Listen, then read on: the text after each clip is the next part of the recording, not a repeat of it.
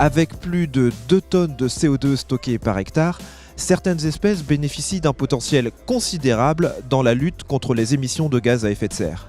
C'est une opportunité pour les agriculteurs. La filière Crédit Carbone se structure. Certaines entreprises comme Euralis et Syngenta y travaillent.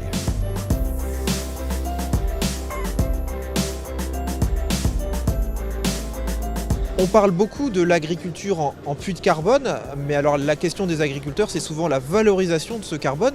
Alors comment une coopérative comme Euralis travaille ce volet de valorisation ? Euralis effectivement travaille la valorisation du carbone, c'est un des enjeux forts pour transformer nos exploitations.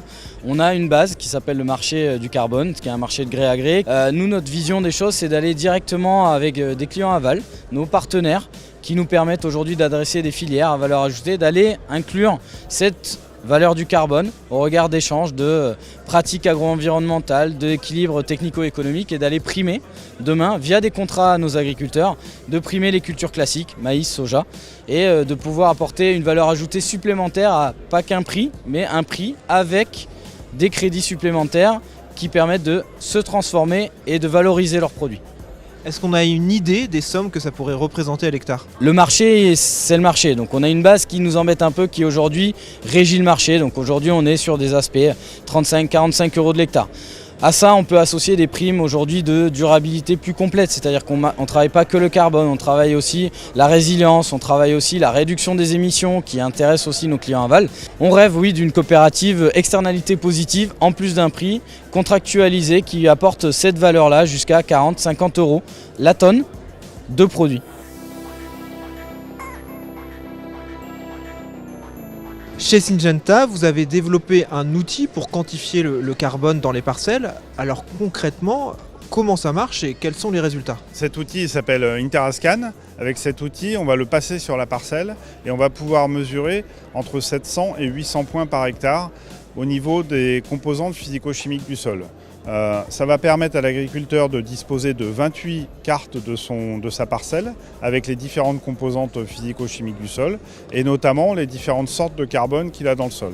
Donc ça peut lui servir à mieux maîtriser sa fertilisation au niveau intraparcellaire, mais aussi à mesurer la quantité de carbone stockée, soit au départ, soit à la fin d'un projet de stockage de carbone.